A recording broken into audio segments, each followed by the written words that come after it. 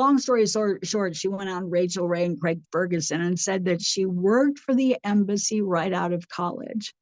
No, you didn't.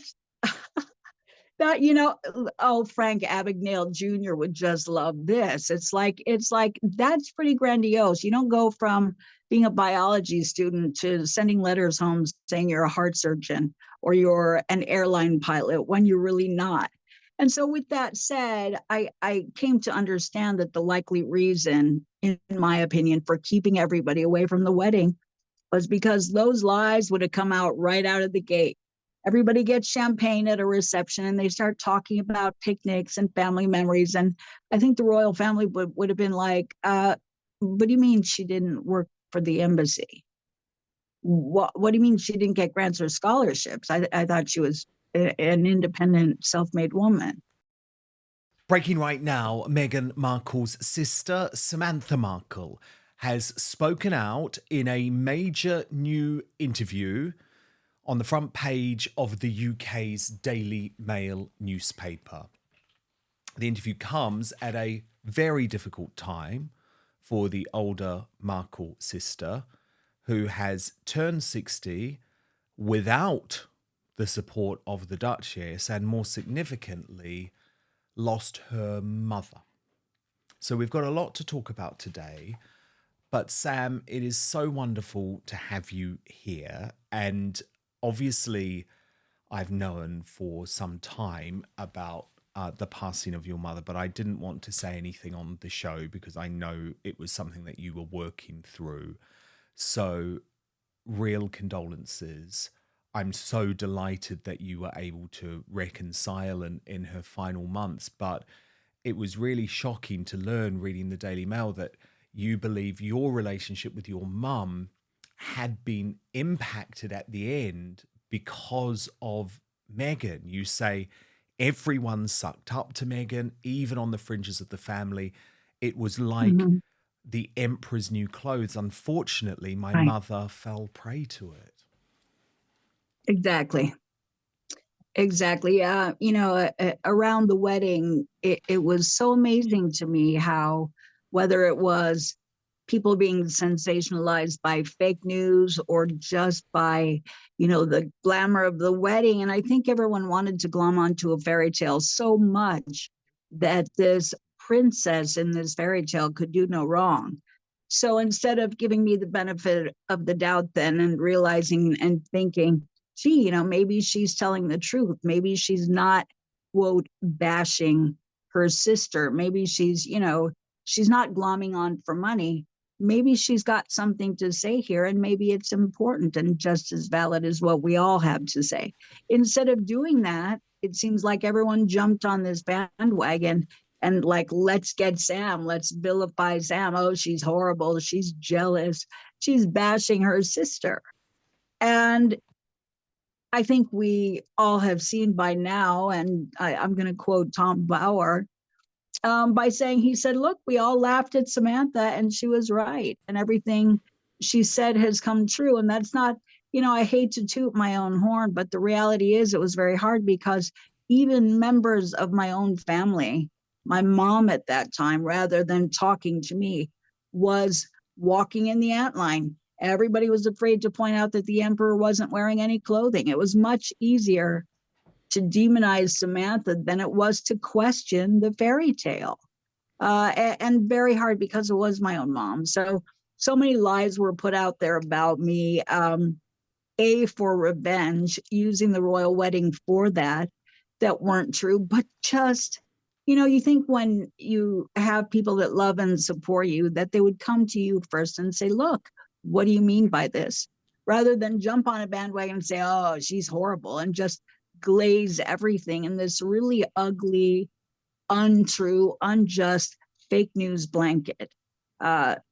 Shocking, but what doesn't kill you makes you stronger. Oh, big time, big time. And I'm so delighted that you were able to sort it with your mother. But you have these two major life-changing events, Sam, within just a few weeks. The death of your mother, turning 60.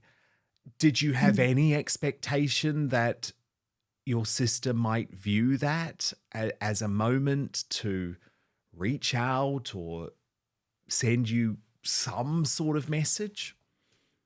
Oh, come on. We're talking about someone who seemingly had no feelings about the Queen of England suffering from bone cancer as she mocked her on the Netflix thing. We're talking about someone who seemingly had no feelings, no remorse, empathy, or shame for the treatment of our father as he suffered through 2 heart attacks and a stroke. So, I wouldn't expect to get any special consideration, all things taken together. Mm. But you do say, Sam, that when your father, Tom, passes away, that you Right. hope she can feel and remember that he loved her more than life itself. And you say, or she will never be able to look at herself in the mirror. You also say, maybe Harry Mhm. can learn something from you too. Now, are you referring there to the fact that there's now an estrangement in terms of his family as well, not just the Markles? Exactly. And again, let's hold out for the just, the however minuscule possibility that we're talking about two people who may not be narcissistic, because if those assertions out there, those um, social media diagnoses out there about narcissism and malignant narcissism, if that's true, then the likelihood is that they're not going to feel, they're not going to have that epiphany. They're not going to look in the mirror and feel anything but adoration for themselves, in my opinion. And that's really sad, because, if, and let's say with children in the picture, you have to role model empathy, remorse, shame, accountability, connectedness. And if you're not, then it kind of shatters the bonding and the trust within that family unit. So, I would suggest that if they can't do it for people that they have already harmed, and there's a cascade of them, then maybe they should think about doing it for their children and for themselves. But again, if they are narcissistic, and I'm not so sure, in my opinion, that Harry's not also, they're not going to feel that. And I don't think it's just avoidance. I don't think it's just denial. I think there may be something fundamentally disconnected there Oh, that big time. prevents them from that feeling. Yeah. Big time. I mean, goodness, you only have to look at their behavior. But it was Okay. interesting, though, because from this fascinating Daily Mail article, and I was so glad, Sam, Mhm. because, I used to work there, but I haven't trusted the Daily Mail recently because they Right. seem to flip flop. And one moment they are all over Harry and Meghan, they're pushing their propaganda, they're trying to settle the court case. It's very, very odd what's going on with them. But this Mhm. report really understood you, and I think totally was fair, which was great because I was worried. Who knows what they're going to Well, do? yeah, I mean, I've had such experience with intentional skewness, with purposeful misinformation. I think this was a beautiful, well done article. Yes. There was one little mistake, the picture of Meghan on my lap. That wasn't a visit. She was actually brought home from the hospital. We were all in our family home. Nobody was visiting. And things like this, when they come up, when little, technical errors come up, I still wonder, was that intentional so that someone could skew the story and say, see, they didn't really live together? Like, there's always this agenda out there. And there was a quote, entrenched media agenda against me at the time. I found out, which was shocking. But now in retrospect, I get it. I get what President Trump says about fake news. I've learned exactly what that is and how the game is played. Oh, me But too. this was well done, beautiful, honest, and so And and I and I you thought it was lovely. and they said in the article, Sam, if Samantha could, Mhm. she would march both Meghan and Harry to their respective parents and force them to beg for forgiveness. Yes. And you say, as souls, we don't want to see our kids pay us back. My dad doesn't want Meghan to pay him back, but you want love from them because there is a Mhm. pain in your heart if it isn't there. Now, you speak to your father every day. You're incredibly close, even though, of course, you are in Florida and he is in Mexico.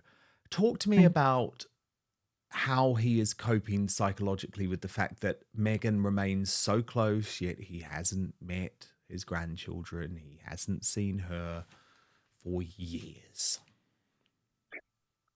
Well, it's hurtful, but I think there comes a point when you have to deal with reality. And when you realize that you have a child or you have someone in your life who is seemingly disconnected, and that there may be an organic basis for that, that there may be some narcissism or some external temptations that just facilitate them really avoiding accountability and compassion.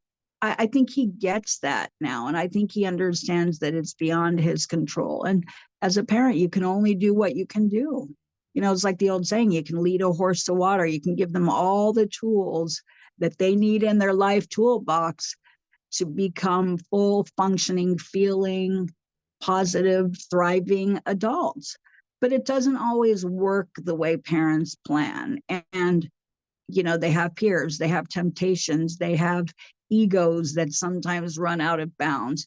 And those things are really powerful opiates. They're also distractions that can lead to a lot of heartbreak. So I think in all fairness, my father, and it's sad that he's had to go through these role exits, these changes, this reaching a point of acceptance. It's like stages of loss and dying. You get to a point, rage, denial, you get to a point where you accept it, and it's better for you, it's better for everyone. But I can only say that I think they need to be accountable, not just if it's not for themselves, and I'm not saying fake it, um, it be accountable to those you've hurt. At least apologize, even if you don't fully understand it.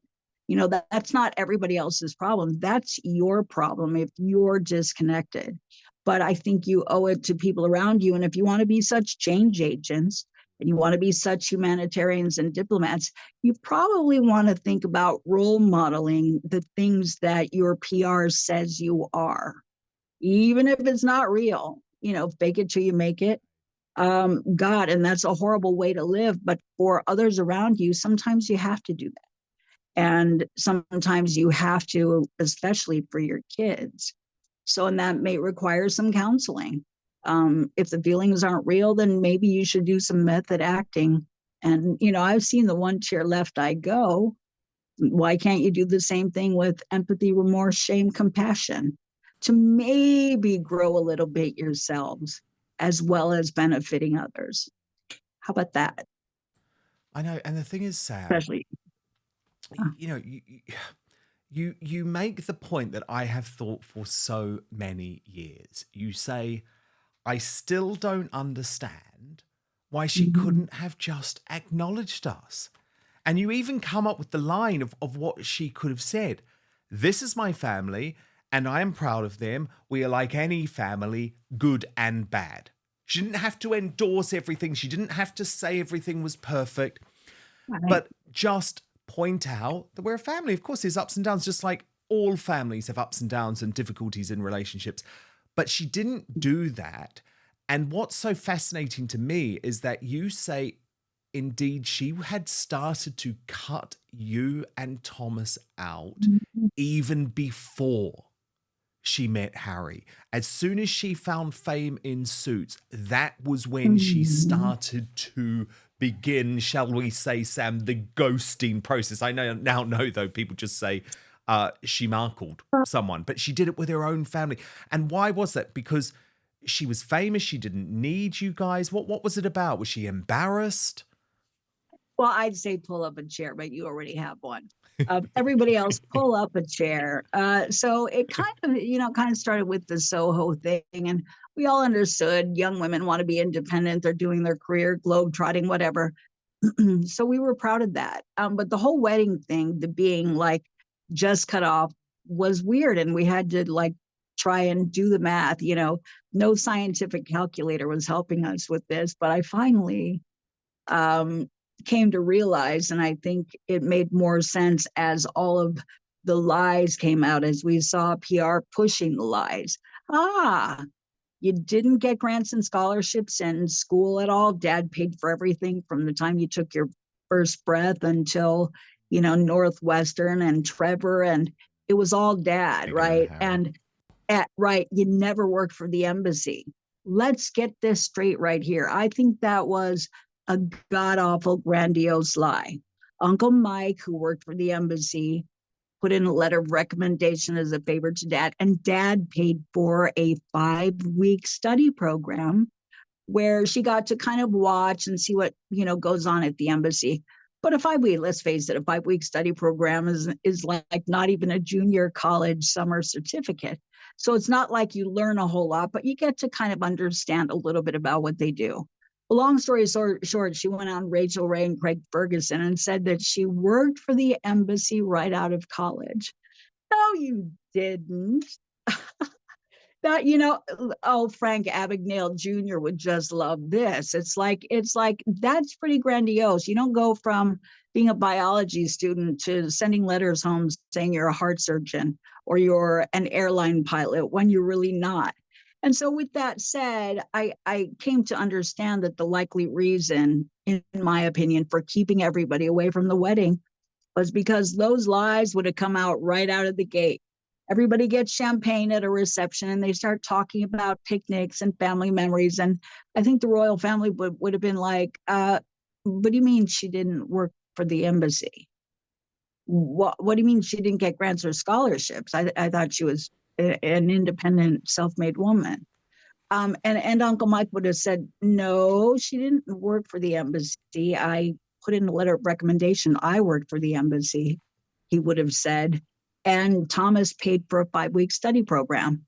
So So she was everything scared of that the she probably, truth emerging? yeah, wouldn't, like you tell people the royal family when you want to garner admiration, a worldwide family and the monarchy. Of course, what you want to think that you're going to be an asset to them and a benefit to them, and by if you have any political plans. So to say that you worked for the embassy, but why couldn't you just be honest and say, I would have liked to, and I had a short experience thanks to my uncle and my father, and I'd like to pursue that more, instead of lying and saying that you did all of that? You didn't. And so to keep it, got to keep everybody quiet, got to seal off the hatches. If they come to the wedding, I'm doomed. So And similar, the so, Raglan's weren't invited either because no. those family stories would have come up. We've partnered with Gundry MD to share this information with you. Would you believe that if I told you right now, inside your pantry is one of the healthiest foods on the planet? Yes, it's true. And it's not some weird trendy superfood. Spoiler alert, it's olive oil. You're probably used to cooking with it, but there are countless ways to use olive oil to help yourself look and feel younger. For example, olive oil is a natural way to help you achieve a more youthful appearance. Besides helping you look younger on the outside, it's a fantastic tool for your insides as well. According to Dr. Stephen Gundry, a famous cardiothoracic surgeon, nutrition expert, and health advocate, you should get as much high-quality olive oil into your daily routine as possible, whether it's taking a shot of it daily or keeping a bottle of it in your bathroom medicine cupboard. But what kind of olive oil is best for your health? Well, any olive oil can give you some benefits, but if you're looking to get the best results, it matters a lot which one you pick. The olive oil industry is huge. You can tell by the number of olive oils brands you see at the grocery store, and you can bet they're not all made with the consumer in mind. And many brands may even cut corners one way or another to increase profits. When Dr. Gundry came to this realization, he was appalled. But some olive oils are so powerful, it may only take a few tablespoons a week to see these incredible health benefits. So how can you tell between an olive oil that can be a health booster and which one isn't up to par? In an effort to answer that question, Dr. Gundry has decided to take a stand and release his personal research and findings. The video has gone viral since its release, and it's important you see it so you can start benefiting immediately. So you can watch right now by going to getolive1.com/outspoken or by clicking the link in the description box below. So let me repeat that. That's getolive1.com/outspoken, or just click on the link in the description box below. People who have taken his advice have shared their results with him, saying the olive oil they bought after learning his simple rules have helped change their lives. So make sure you go to getolive1.com/outspoken or click on the link in the description box below. But now back to the show. Okay, so just to clarify, you're saying that there were so many lies that she told about her life. She had created such a fake narrative. It was just easier to have all of the family members out the way because you would not then be able to say, well, no, it didn't happen that way, Meghan. What are you talking about? And it would have come out right at the wedding, which would have burst some bubble and ended that false admiration that she, had garnished. So I think, in my opinion, it was easier. Why else would you keep someone like Uncle Mike away, who had retired from the Air Force and the United States Embassy, and a two-time Academy or award-winning Emmy Awards, Emmy Award-winning father, 2 awards and 1 more nomination. Why would, and someone who gave you everything, who gave you these, without whom you would not have met the people who did Suits. Reportedly, they were Northwestern alumni. Dad paid for the Northwestern. You wouldn't have hung out at ABC TV and learned everything that you did. You wouldn't have eaten at Musso and Frank instead of rubbing 2 nickels together at Sizzler at a buffet.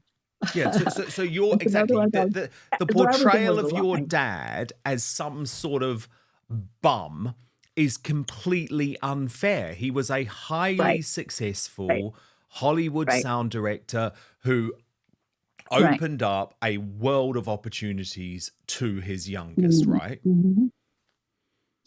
And he enjoyed it. They both did. He loved her. I mean, I don't think that she could have had a better life. I mean, it's all relative, but I think millions of kids everywhere would have loved to have had what she had in those opportunities. So to hear now that there's a story out there that she's sad about her parents divorcing, my dad and her mom. Well, great. At 43, it's interesting to have an epiphany about divorce so long ago. And to talk about, I heard this little thing that she reportedly said about, 2 houses, bridges between each, 2 cars, 2 bedrooms, 2 this, 2 that. And it wasn't the sheepdog and the fireplace, but, it's like, so there's still this little attempt there at like downplaying it, minimizing it, making it like she wanted something she didn't have. But Sam, you're a trained counselor. Again, a lot of people don't know that. You've had a very varied career. You've been a journalist, you've been a broadcaster, but you are a trained counselor. So I'm fascinated to know where you think this compulsive lying came from, because we know now that she is a compulsive liar. You only have to look at the Oprah interview. I mean, look, we won't go into them right now, but there are countless examples. I think we can easily prove in a court of law this is a compulsive lie. I mean, look, you're suing her because she's completely lied about her relationship with you, for example. But put your counselor hat on. Where does that come from? She had a happy childhood. She was very looked after by her father, and she had a good, solid grounding, a good, solid education. Why did she become a compulsive liar, or was she always a compulsive liar? How does that work? So for the record, firstly, I'm not suing her because she lied about our relationship. She's being sued for the highly defamatory things that were said about me in Oprah, Netflix, and that PR had put so much stuff out there that was never true. So it's not about our relationship. No. That's, trivial. No, but she did lie about that, though. She claims she didn't have a sister. I mean, look, there you are at the graduation together. I mean, it's just, so, but yes, I hear what you're saying. Well, and part of that too, again, getting back to sealing off the hatches, some of that was to discredit me. It's like, oh my God, the media have found my family. I have to throw dirt on them so that nobody believes what they say. That was the game, in my opinion. And the problem from my human sister and counseling perspective is that it wasn't just about one lie. Somebody say people embellish their resumes, people throw out little lies here and there, and they get questioned, they get challenged. But when it is on continuum, and it doesn't need to be, you have to wonder what the motive is. And I think some people, especially, and I'm going to agree with Dr. Carol Lieberman and others who have thrown out the diagnosis, the unofficial diagnosis of malignant narcissist. I think some of these people believe their own lies. It makes them feel better, whether it starts off as wanting to avoid the truth or wanting to be put in a more glamorous light, to be famous, to garner that false admiration, to the Frank Abagnale Juniors. But I think we're talking about a different personality profile here. Yes. To lie about the Archbishop of Canterbury on television, Yeah. just to sit As if we wouldn't find out. I mean, to sit there and say we had a secret wedding, that wouldn't be challenged when you're doing it.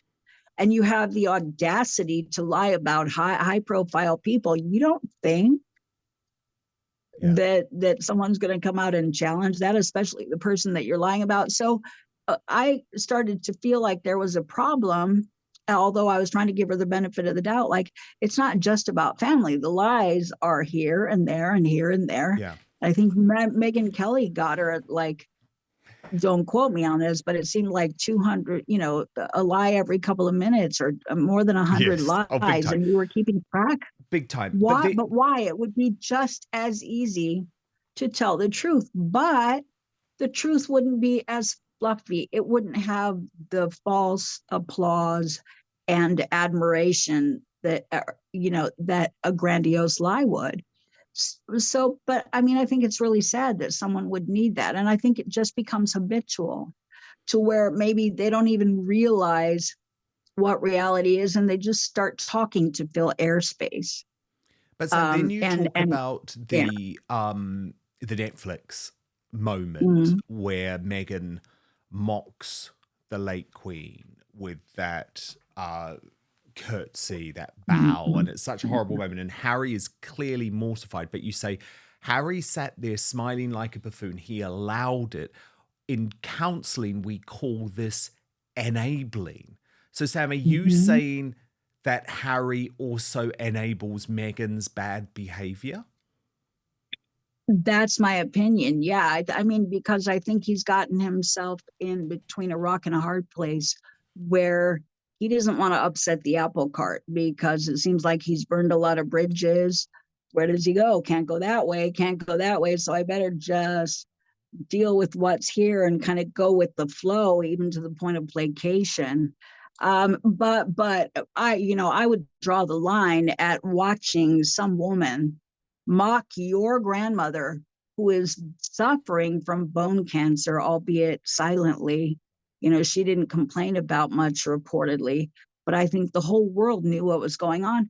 She had not passed away when that was being filmed. So can you imagine her watching her grandson and his wife mock you over very traditional, respectful, important protocols, such as curtsying to the Queen of England? Well, we know and to make fun of that, I think is the worst kind of torment and belittling. And it seems, in my opinion, to take a sick individual to need to do that for one-upmanship of some sick kind, and to actually do it not just in a small circle of people, but in front of 100 million people on television. This is being televised around the globe. So to think that that's cute or funny and okay, and for Harry to sit there, if he was embarrassed and he felt bad about it, he could have stopped that damn camera from rolling and said, "What are you doing? That is my grandmother." And for just to continue, I just feel like, yes, he's not only enabling her, but he's mirroring her audacity, lack of contextual awareness, lack of empathy, remorse, and shame. Because although he got red in the face, I don't think that that was shame. And he was grinning like the Cheshire Cat, like he got some sick joy out of it, in my opinion. Like, do you feel better now that you've just taken a jab at your grandmother, who has given you everything and who is suffering and probably dying right now? What kind of little SOB are you to do this? Seriously, I No, mean, I'm with I you. never. Oh my goodness, I What am so with you. SOB is the word. Thank you so much for watching Dan Wootton Outspoken. Please click on my face just to the bottom left to subscribe to this brand new independent news source and turn on the notification bell so you'll be alerted to our brand new live shows, uncancelled interviews, and special royal episodes. Outspoken is also now available as a podcast, so you can listen to the show every weekday on the go, wherever you are.